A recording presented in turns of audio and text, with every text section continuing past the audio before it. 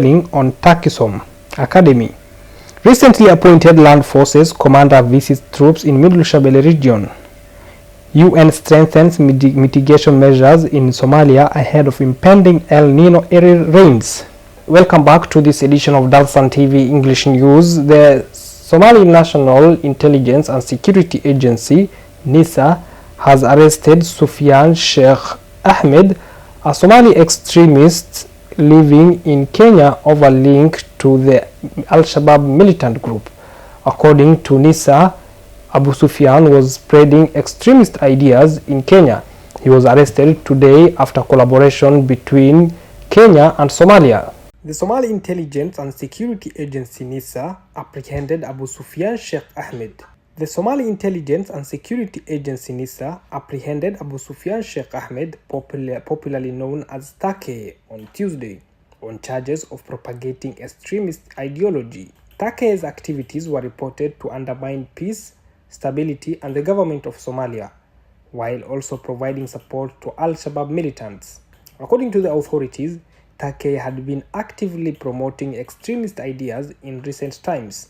The recent agency has initiated through investigations and interviews to establish the potential connections between Take and known terrorists. Take, a Somali citizen residing in Nairobi, Kenya, has come under scrutiny for possible links to extremist organizations. While the Somali Intelligence and Security Agency NISA have not disclosed specific details about the collaborators involved in Take's arrest, it is noteworthy that the government of Somalia and Kenya have experienced improved relations since President Hassan Sheikh Mohamud's re-election last year. This development suggests that there may have been cooperation between the two countries' security agencies in the operation. Sufyan Take gained significant attention when he introduced his 4 wives on social media platforms. In various interviews, he claimed to be the leader of the Talakunol political party, which reportedly boasts a membership of over 15,000 individuals. Take has been an advocate for changing Somalia's flag and implementing Islamic law as the governing system for the country.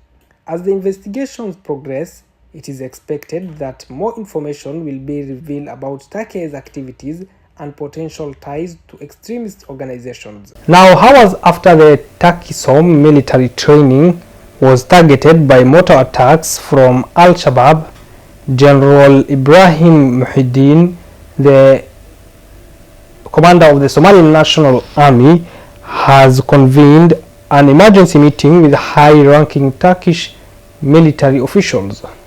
Hours after the Takisom military academy was targeted by mortar attacks from Al-Shabaab, General Ibrahim Sheikh Muhyiddin, the Somali National Army chief, held an emergency meeting with high-ranking Turkish military officials.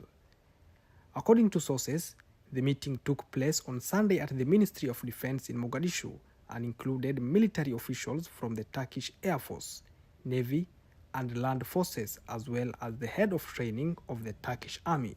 A focal point of the discussions was the increased use of Turkish drones in ongoing offensive against Al-Shabaab. These drones have become an essential tool in countering extremist groups and are expected to play a more central role in future operations. Turkey has been a cornerstone in fortifying Somalia's defense capabilities. Nearly 10,000 Somali soldiers have received training, and Turkey has also equipped and trained the elite Gorgor commando forces. Most of this training occurs at the Takisom Academy, which came under mortar attack on Sunday, highlighting the urgency of these talks. On Sunday, 8 mortars were unleashed on the Somali capital in various districts of Mogadishu.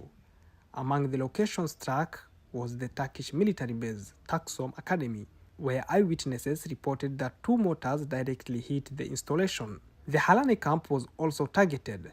Staff reported hearing at least 4 explosions believed to be mortar fire. However, one of the most tragic incidents occurred in the Tarabush neighborhood of Wadajir district, where an entire family was affected. Local sources confirmed that a pregnant woman succumbed to her injuries in hospital, while 4 other family members sustained injuries. Security officials have identified the Kahdha district in the Benadir region as the origin of the mortar attacks.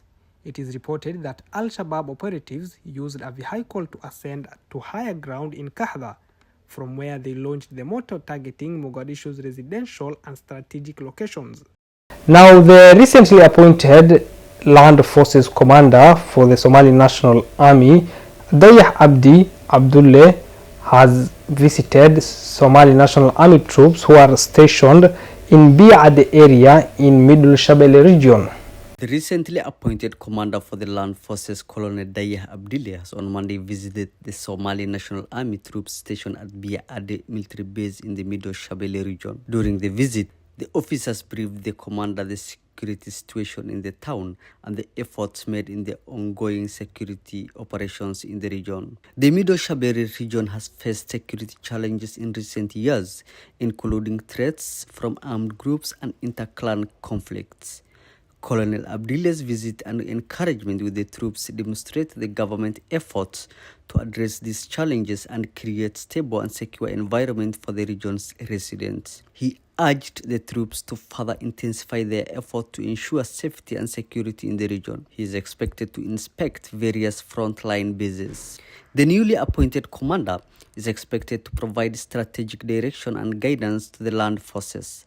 His appointment by the president comes at a critical juncture as the Somali National Army continues to play a vital role in countering security threats and liberating the country.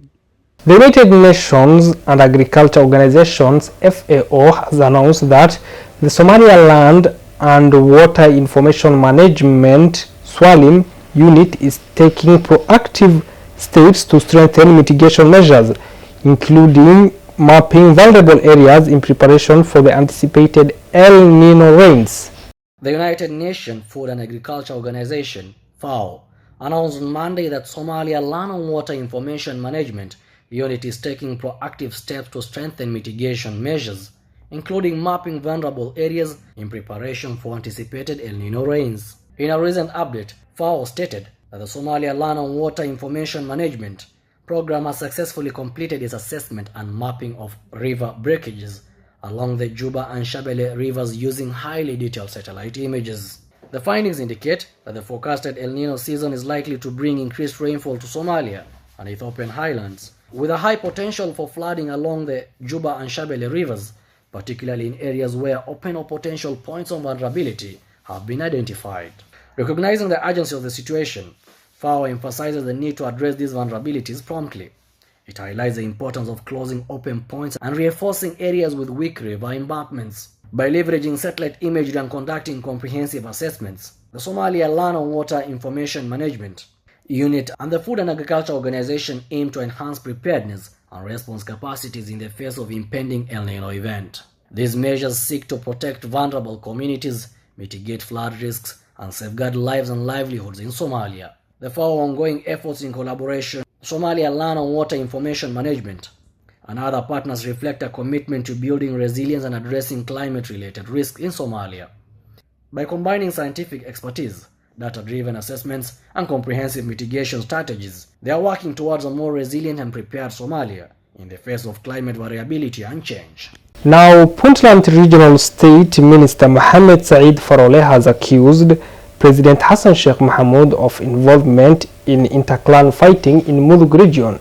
Puntland Regional State Planning Minister Mohamed Saeed Farole has accused President Hassan Sheikh Mohamud of involvement in deadly inter-clan fighting in the Mudug region. Minister Farole wrote on Twitter on Sunday that Saturday's clash between two clan militias from Galmudug and Puntland signaled the onset of a third war in Galkayo between Puntland and Galmudug regional states. The link between President Mahmoud and Mudug conflict between Puntland and Galmudug is undisputed.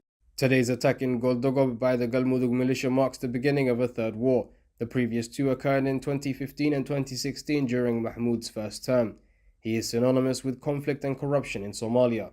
He wrote on his Twitter feed, "Nearly 10 people have lost their lives, and more than 10 others have been wounded in the inter-clan conflict in the Goldogob district of the Mudug region. The dispute began over grazing land in the area." That's all we have prepared for you in this bulletin. My name is Abdrazak Ali. I wish you a lovely evening.